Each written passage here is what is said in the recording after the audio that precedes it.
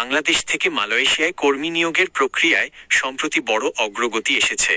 বাংলাদেশ ও Malaysia সরকারের মধ্যে দ্বিপাক্ষিক আলোচনার পর নিশ্চিত করা হয়েছে যে 2026 সালের আগস্ট মাসের শেষ সপ্তাহ থেকেই পুনরায় বাংলাদেশি কর্মী পাঠানো শুরু হবে।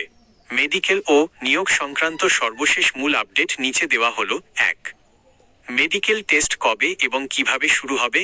আগস্টের শেষ সপ্তাহে প্রক্রিয়া চালুর পর আনুষ্ঠানিকভাবে আগস্টের শেষ সপ্তাহে নিয়োগ অনুমোদন দেওয়া শুরু হলে ইকোটা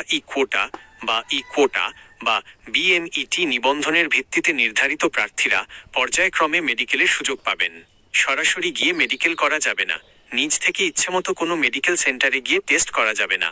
বাংলাদেশ সরকার বা অনুমোদিত এজেন্সির মাধ্যমে বায়োমেট্রিক ও নিবন্ধনের পর দেওয়া মেডিকেল টোকেন বারকোড পাওয়ার পরেই নির্ধারিত অনুমোদিত মেডিকেল সেন্টারে গিয়ে মেডিকেল সম্পন্ন করতে হবে। 2.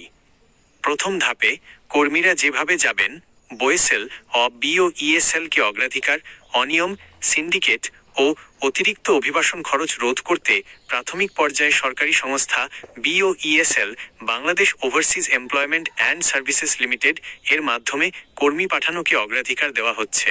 রিক্রুটিং এজেন্সি বাংলাদেশ সরকারের পাঠানো 423টি রিক্রুটিং এজেন্সির তালিকা থেকে মালয়েশিয়া কর্তৃপক্ষ চূড়ান্ত যাচাই বাছাই করে অনুমোদন দেবে।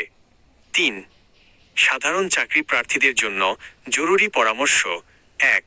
ভুয়া তথ্যে বিশ্বাস করবেন না। মেডিকেল জমা নিলেই ভিসা হয়ে যাবে বা সবার মেডিকেল শুরু হয়ে গেছে এমন কথা শুনে কোনো দালাল বা মধ্যস্বত্বভোগীর কাছে পাসপোর্ট বা টাকা জমা দেবেন না। 2. অফিসিয়াল সার্কুলার পর্যবেক্ষণ করুন। বোয়েসেল বিওইএসএল বা বিএমইটি এর অফিসিয়াল নোটিশ এবং মালয়েশিয়া হাইকমিশনের ঘোষণা অনুযায়ী সঠিক নিয়মে বায়োমেট্রিক ও মেডিকেল সম্পন্ন করুন।